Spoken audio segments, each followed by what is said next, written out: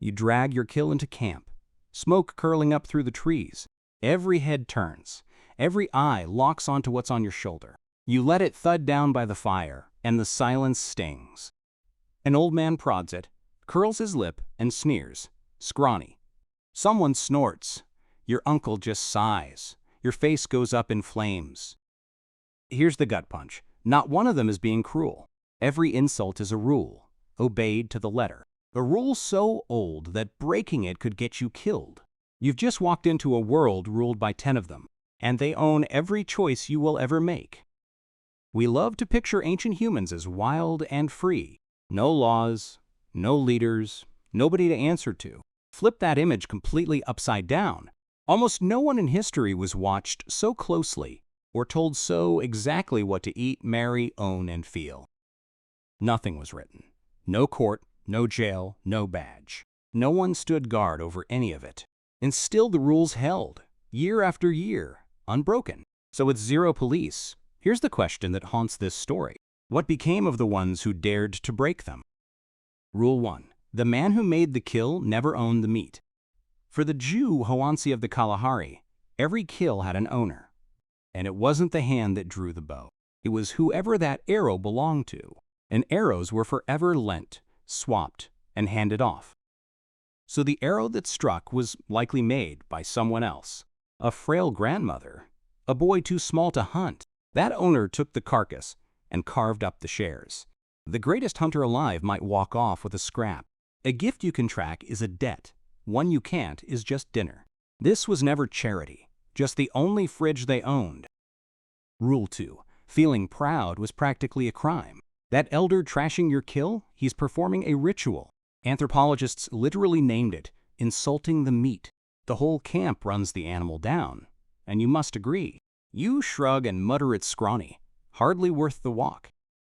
A researcher living with the Jew Hoansi decided to test it. He bought the fattest ox for miles as a thank you. One by one, they pulled him aside. Poor thing, all bones. They butchered it, and it was dripping with fat. Gotcha. The reason floored him. Kill big, and you start feeling big. So they freeze that ego solid before it can ever rise. Rule 3. Your baby was never only yours. Among the Ife of the Ituri forest, newborns got passed around. Hours old, an infant had already touched a dozen hands. Women other than the mother even nursed it. Within weeks, others held it more than its own mom did. And this wasn't warm and fuzzy. It was hard math. Newborn humans are the costliest creatures alive. Years of screaming helplessness before it's any use. Ape space births 5 to 8 years apart to survive it. These mothers managed 1 every 3, impossibly close, only because a wall of aunts and grandmothers caught the weight. But that wall of hands had a breaking point. A band walking miles a day can carry only so many babies. In some groups, that cruel limit was met at the moment of birth, a silence the camp carried and never spoke aloud. Your child's survival was the group's verdict before it was ever yours. If these buried rules are getting under your skin, subscribe. Because Rule 4 is why they never needed a single cop. The answer? Everyone was the cop. Rule 4. You were never, not once, truly alone. Shelters stood paper thin and jammed together. No doors, no walls, nowhere on earth to disappear.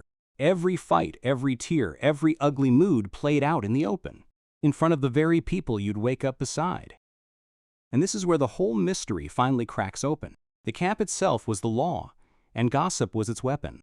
Talk wasn't idle chatter. It was the courtroom, running non-stop.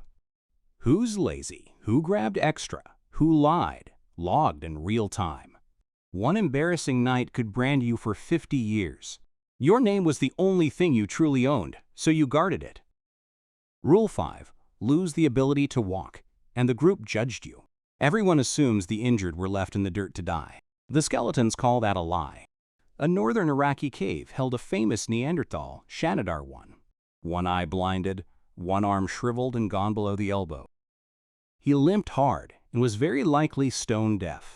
And yet, every wound on him had fully healed. Healed bone screams time. Someone fed and shielded him for years. A toothless old man in France lived on, long past chewing.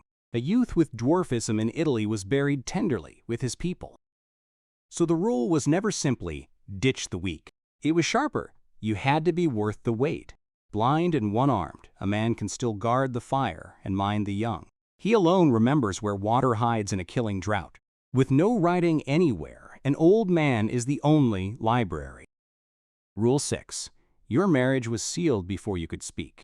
Jew/Hoansi parents matched off daughters shockingly young, handing girls to men decades their senior. In some Aboriginal Australian groups, a girl was promised away, sometimes before she had even drawn her first breath. It sounds like a cage, and the girls fought like hell. They screamed, refused, bolted straight back to their mothers. And here's the twist nobody expects. The girls usually won. Divorce was fast, common, and shrugged off without shame. By their 20s, women were choosing entirely for themselves. The arranged match was never a cage, just the opening move. Rule 7. If someone wanted your stuff, you handed it over. The Jew/Hoansi ran a gift web they called HXARO. Partners lived scattered 100 kilometers and more away. Down those lines flowed knives, beads, blankets, and pots. And its rules turned everything you know about trade inside out. You could never say no to a gift. You had to give back, but never right away, and never with anything of matching value. Because an even trade would slam the friendship shut, peel off the beads, and it's plainly insurance. You don't stockpile food, you stockpile favors, and favors never rot. Rule 8. You could always walk away, and you were meant to. Nobody stayed chained to one band for life. Camps swelled into hundreds, then melted into tiny groups, forming, breaking, reforming for tens of thousands of years. And above all, they shattered apart the second tension spiked. Two men feud, one won't share, and not a single judge to appeal to. So the camp simply comes apart in the night. Half the families hike 40 kilometers to their cousins. The problem evaporates, because it needs a crowd to exist. A tyrant is only a tyrant while there's someone left to rule. That open exit is the freedom farming later took from us for good. Rule 9. In the end, the group executed its own. This is the answer to the question we opened with. Serial killers who terrorized the camp were put down, never in hot blood, but by a cold, shared verdict. And before death came exile, a slower way to die. Cast out, you can't take big game or close your eyes at night. And every camp for days already knows why you were thrown out. The killing was often done by the man's own brother or son, so no outside family would be owed revenge. A justice system with no writing, its trigger built out of grief. Rule 10. The dead were never allowed to leave. In England's Gough's Cave lie bones 700 years old. They're scored with careful cuts, flesh and marrow taken clean, and several skulls were patiently carved into cups. Your first thought is horror, but the work is far too tidy for that. A panicked butchering is a mess. This was slow and skilled. In the Amazon, some peoples ate their dead to mourn them, and swore it was the most loving thing a person could do. The dead stayed home, skulls kept, faces rebuilt in plaster, loved ones buried right under the floor where the family slept. Death wasn't a door out, just a change of shape. So there they are, all 10 rules. Give up your kill, bury your pride, raise your child together, live on display. Be worth carrying, marry whoever you're handed, own nothing, keep your exit open. Handle your own killers, and never once let go of your dead. But squint hard, and all 10 melt into a single one. Every rule guards one border, nobody rises above the rest. And one of them is still wired into you this very second. A stranger gets $100 and offers you a measly $5. Cold logic says grab it. 5 beats a big fat 0. But most people hurl it back, just to watch him lose too. That's rule 1, still firing in your chest. So like, subscribe, and tell Dodo what's next.